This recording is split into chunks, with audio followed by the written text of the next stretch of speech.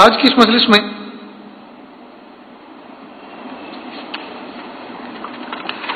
اللہ کے محبوب صلی اللہ علیہ وسلم نے جو ہمیں فتنوں کی چیزیں بیان فرمائی ہیں، ان فتنوں کی کچھ نشانیوں کا تذکرہ کرنے کا ارادہ ہے جو اللہ کے محبوب صلی اللہ علیہ وسلم کی حدیث شریف میں تفصیل سے ملتی ہیں۔ چنانچہ سنتے جائیں اور ایک لمحے کے لیے اس پر توجہ دیں کہ یہ فتنہ کی جو نشانی اللہ کے محبوب صلی اللہ علیہ وسلم نے بیان فرمائی ہے ہمارے دور میں یہ ہو گئی کہ نہیں ہو گئی، اور اگر ہو گئی ہیں تو اب ہمیں کس طرح سے زندگی گزارنی ہے اس پر بھی ایک لمحے کے لیے غور کریں۔ حضرت مولانا یوسف صاحب لدھیانوی رحمۃ اللہ علیہ نے ایک کتاب عصر حاضر حدیث کے آئینے میں اس نام سے ایک کتاب تحریر فرمائی ہے۔ اس کتاب میں انہوں نے فتنوں سے متعلق تمام احادیث کو جمع کرنے کی کوشش فرمائی ہے۔ اس میں ایک حدیث ایسی لائے ہیں جس میں حضور اقدس صلی اللہ علیہ وسلم نے فتنے کے دور کی 72 باتیں بیان فرمائی ہیں۔ ان کو آپ سنتے جائیں اور اپنے گرد و پیش کا جائزہ لیتے جائیں کہ یہ سب باتیں ہمارے موجودہ ماحول پر کس طرح صادق آ رہی ہیں۔ فرماتے ہیں حضرت حذیفہ رضی اللہ عنہ سے روایت ہے، حضور اقدس صلی اللہ علیہ وسلم نے ارشاد فرمایا کہ قیامت کے قریب 72 باتیں پیش آئیں گی۔ لوگ نمازیں غارت کرنے لگیں گے۔ نمبر 1، لوگ نمازیں غارت کرنے لگیں گے، یعنی نمازوں کا اہتمام رخصت ہو جائے گا۔ یہ بات اگر اس زمانے میں کہی جائے، اس زمانے میں کہی جائے تو کوئی زیادہ تعجب کی بات نہیں سمجھی جائے گی، اس لیے کہ آج مسلمانوں کی اکثریت ایسی ہے جو نمازوں کی پابند نہیں ہے، العیاذ باللہ۔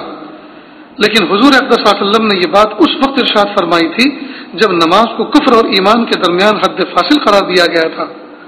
اس زمانے میں مومن کتنا ہی برے سے برا، فاسق و فاجر ہو، بدکار ہو، لیکن نماز نہیں چھوڑتا تھا۔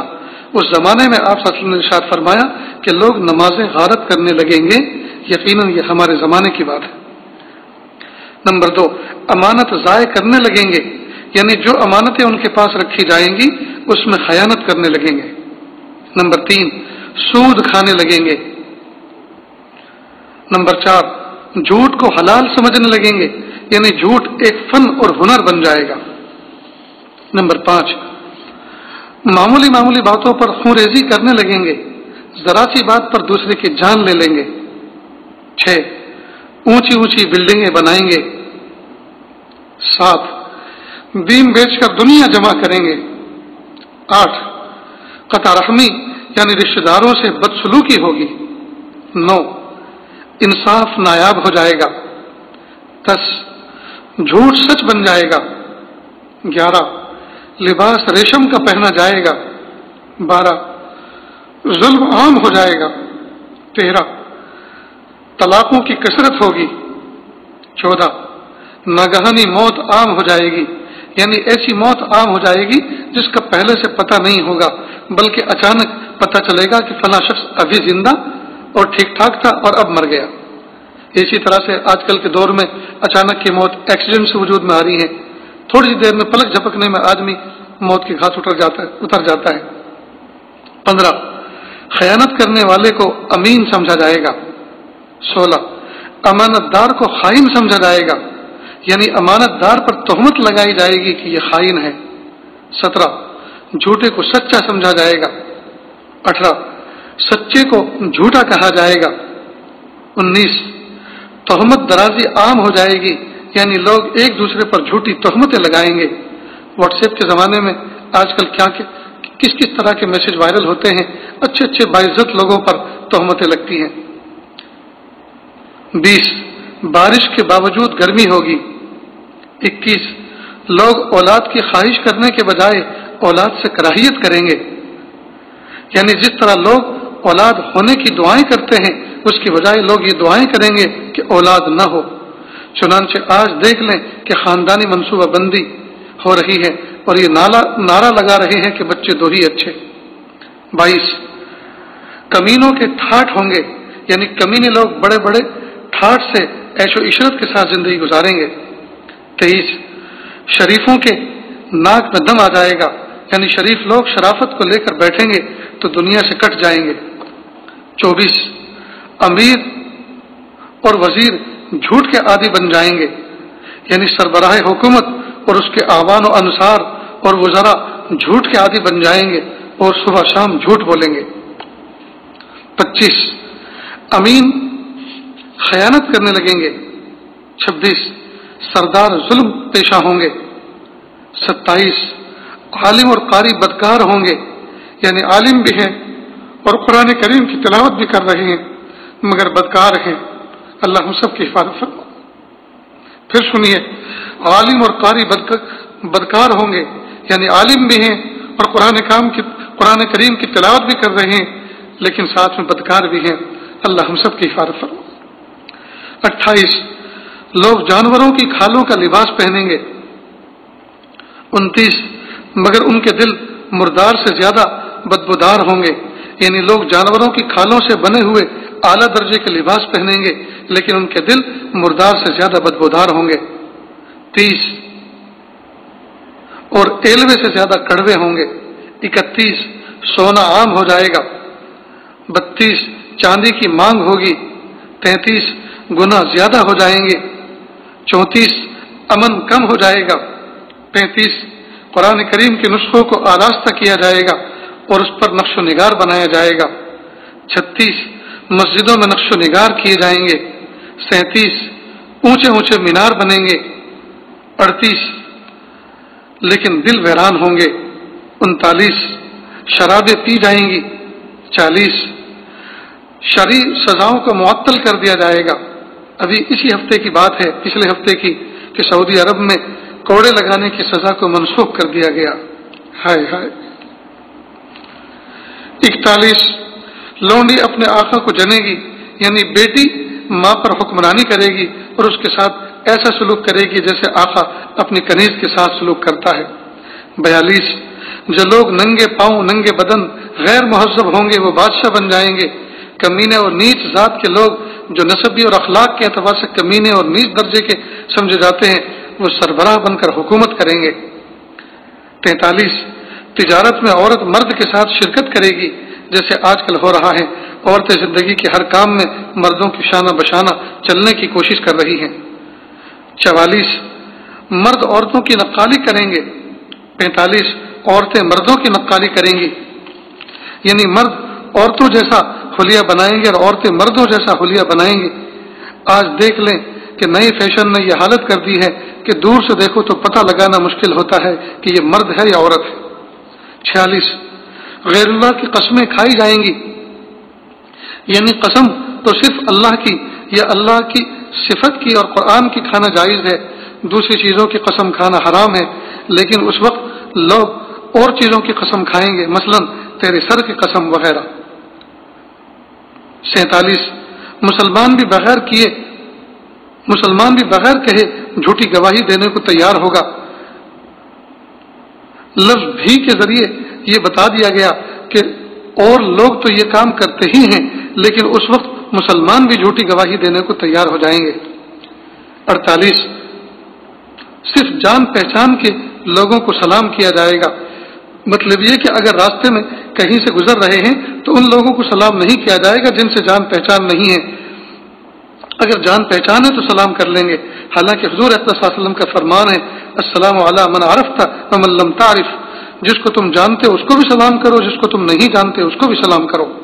خاص طور پر اس وقت جب کہ راستے میں اکا دکا آدمی گزر رہے ہوں تو اس وقت سب آنے جانے والوں کو سلام کرنا چاہیے، لیکن اگر آنے جانے والوں کی تعداد بہت زیادہ ہو اور سلام کی وجہ سے اپنے کام میں خلل آنے کا اندیشہ ہو تو پھر سلام نہ کرنے کی بھی گنجائش ہے، لیکن ایک زمانہ ایسا آئے گا کہ اکا دکا آدمی گزر رہے ہوں گے تب بھی سلام نہیں کریں گے اور سلام کا رواج ختم ہو جائے گا۔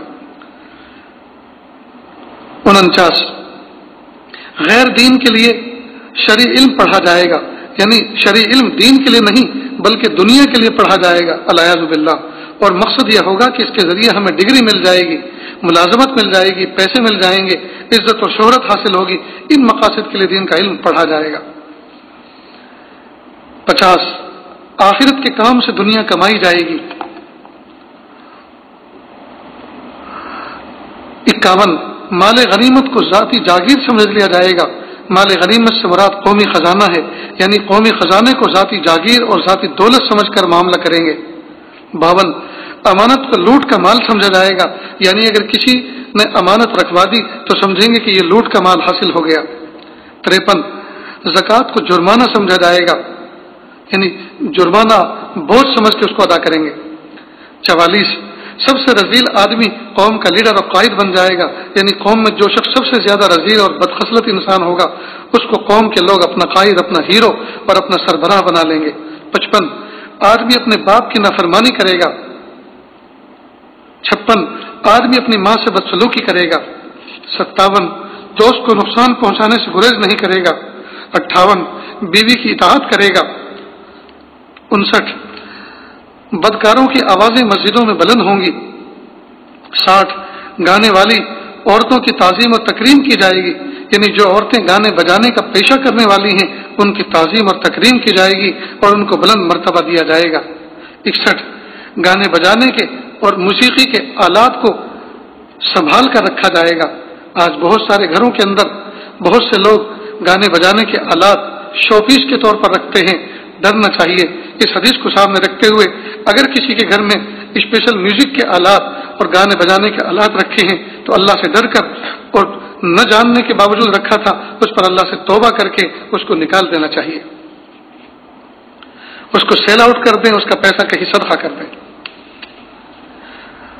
62 سریرا شرابیں پی جائیں گی۔ 63 ظلم کو فخر سمجھا جائے گا۔ 64 انصاف بکنے لگے گا، یعنی عدالتوں میں انصاف فروخت ہوگا، لوگ پیسے دے کر اس کو خریدیں گے۔ 65 پولیس والوں کی کثرت ہوگی۔ 66 قرآن کریم کو نغمہ سرائی کا ذریعہ بنا لیا جائے گا، یعنی موسیقی کے بدلے قرآن کی تلاوت کی جائے گی تاکہ اس کے ذریعے ترنم کا حظ اور مزہ حاصل ہو، اور قرآن کی دعوت اور اس کو سمجھنے یا اس کے ذریعے اجر و ثواب حاصل کرنے کے لیے تلاوت نہیں کی جائے گی۔ 67 درندوں کی کھال استعمال کی جائے گی۔ 68 امت کے آخری لوگ اپنے سے پہلے لوگوں پر لعن طعن کریں گے، یعنی ان پر تنقیدیں کریں گے اور ان پر اعتماد نہیں کریں گے، اور تنقید کرتے ہوئے یہ کہیں گے کہ انہوں نے یہ بات غلط کہی اور یہ غلط طریقہ اختیار کیا۔ چنانچہ آج بہت بڑی مخلوق صحابہ کرام رضوان اللہ علیہم اجمعین کی شان میں گستاخیاں کر رہی ہیں، بہت سے لوگ ان ائمہ دین کی شان میں گستاخیاں کر رہے ہیں جن کے ذریعے دین ہم تک پہنچا، اور ان کو بیوقوف بتا رہے ہیں کہ وہ لوگ قرآن و حدیث کو نہیں سمجھے، دین کو نہیں سمجھے۔ آج ہم نے دین کو صحیح سمجھا ہے۔ پھر فرمایا کہ جب یہ علامات ظاہر ہوں تو اس وقت اس کا انتظار کرو کہ یا تو تم پر سرخ آندھی اللہ کی طرف سے آ جائے، یا زلزلے آئیں، یا لوگوں کی صورتیں بدل جائیں، یا آسمان سے پتھر برسیں، یا اللہ تعالیٰ کی طرف سے کوئی اور عذاب آ جائے، الیاذ باللہ۔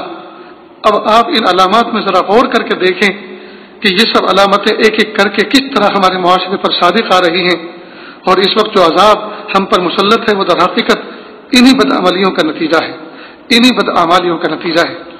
تو اللہ کے محبوب صلی اللہ علیہ وسلم نے ہمیں بہت پہلے ایک دعا فرما دی جس کو محبوب صلی اللہ علیہ وسلم خود اپنے معمول میں جاری رکھے ہوئے تھے، اللہم انی اعوذ بک من الفتن ما ظہر منہا وما بطن۔